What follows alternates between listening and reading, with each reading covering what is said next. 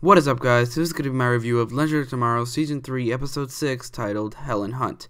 This episode crammed a lot of things down your throat. First of all, literally everyone kept on saying how hot Helen Hunt is, when she wasn't that hot. Honestly, she was just okay. But really, the thing that this episode crammed down your throat the most, and is the most annoying, is they kept on saying how awful men are. It's just so annoying. It felt like Supergirl Season 1 and a little bit and 2, honestly. Zari especially just couldn't stop shitting on men. So much so that I honestly feel like she's probably almost definitely lesbian. I can't believe I actually kind of sort of liked Zari in her first appearance. Ever since then, she's become really annoying. Last episode she wasn't the greatest character. This episode she was unbearable.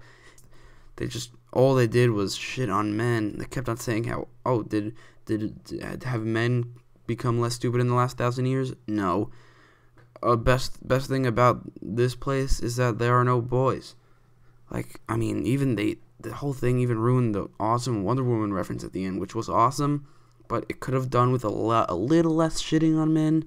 It's crazy how this is like good to people. Shitting on men, right? It's great. It's honestly amazing. I love it. So that was annoying, and it's not exactly a minor complaint because it was mentioned like every 2 minutes. But whatever. All it did was ruin the episode for me. No big deal. But past that, the story of the episode wasn't great, honestly. All it was it started off with just fixing an anachronism, and then it also had the Damien Dark in the background, which was really cool. I like Damien Dark in this episode, although he and his daughter really don't know how to kill people. Like, they take forever, and that's a huge complaint I've always had with Damien Dark, that he can literally kill everybody in a matter of seconds, but he just doesn't. I don't understand why. And now you have a second character in Eleanor Dark who can do the same thing.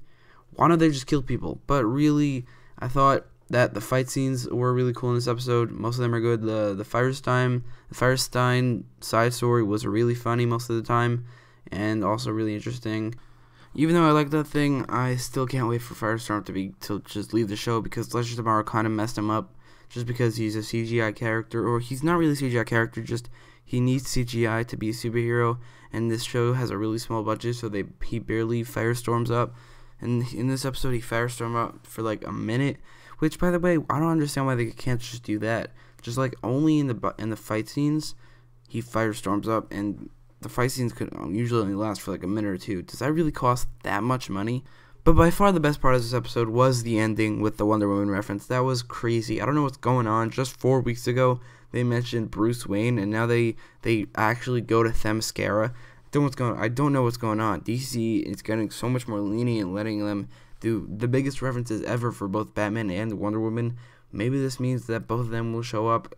Because, I mean, if they really don't show up ever, then the Arrowverse will never be complete. If Batman and Wonder Woman and maybe also Green Lantern never show up in the Arrowverse, then the Arrowverse would just be, it wouldn't really be a version of the DC universe, because Batman's not there. I mean, Wonder Woman's not there. I mean, they have to be there to complete the universe. Aquaman, Cyborg, they don't really need to be there.